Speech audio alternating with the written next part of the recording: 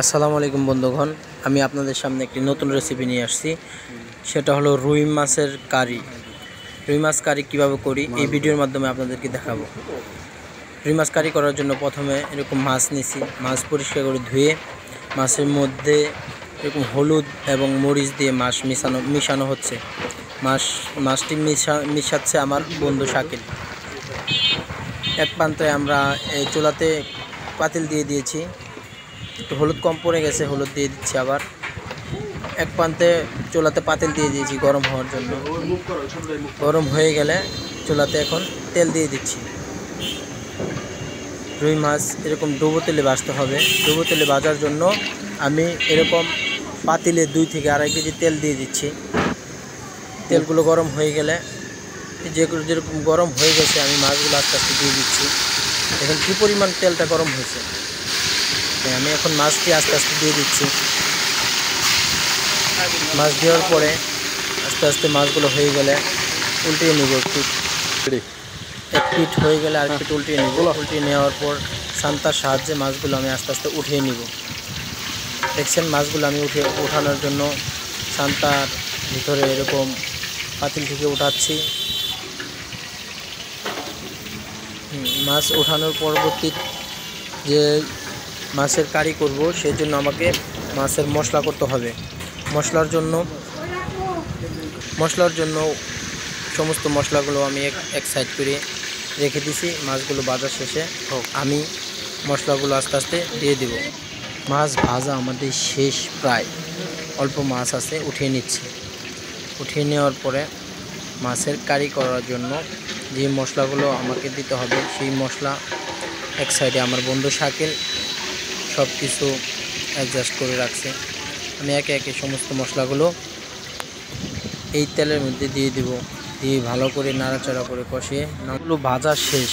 এখন আমি পাতিলে তেল গরম ছিল, এটার মধ্যে পেঁয়াজ দিয়ে দিলাম, কাঁচামরিচ দিয়ে দিচ্ছি। এখন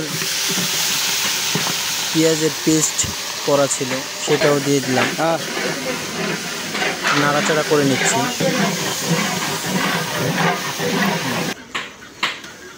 আমি এখন আদা বাটা এবং রসুন বাটা দিয়ে দিচ্ছি পরিমাণ মতন। আদা বাটা এবং রসুন বাটা দিয়ে দিচ্ছি। পরিমাণ মতন বাদাম বাটা দিয়ে দিচ্ছি। পরিমাণ মতন লবণ দিচ্ছি।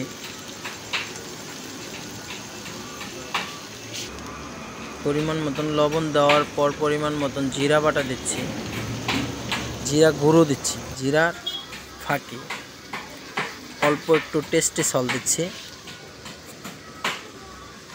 মরিচের গুঁড়া দিচ্ছি পরিমাণ মতন, মরিচের গুঁড়া পরিমাণ মতন, হলুদের গুঁড়া।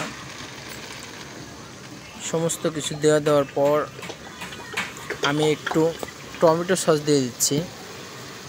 পরিমাণ মতন টমেটো সস দিয়ে দিচ্ছি। পরিমাণ মতন ধনিয়ার গুঁড়ো দিয়ে দিচ্ছি।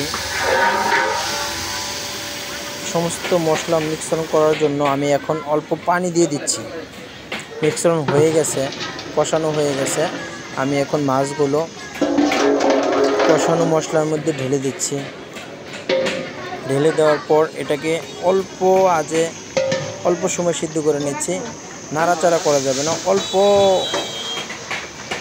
নাড়াচাড়া শেষে আমি এটাকে নামিয়ে নিচ্ছি। বেশ পরিপূর্ণভাবে সিদ্ধ হয়ে গেছে। মাছ বেশি নাড়াচাড়া করলে মাছটা ভেঙে যাবে, সেজন্য আমরা 2 বন্ধু এইভাবে ধরে মাছটাকে নামানো হচ্ছে। এখন সর্বশেষ মাছের মধ্যে ধনিয়া পাতা দিয়ে দিচ্ছি। ধনিয়া পাতা শেষে আলহামদুলিল্লাহ রুই মাছের কারি পরিপূর্ণভাবে খাবার উপযোগী হয়ে গেছে। ভিডিওটা ভালো লাগলে লাইক, কমেন্ট, শেয়ার করে দেবেন আপনারা।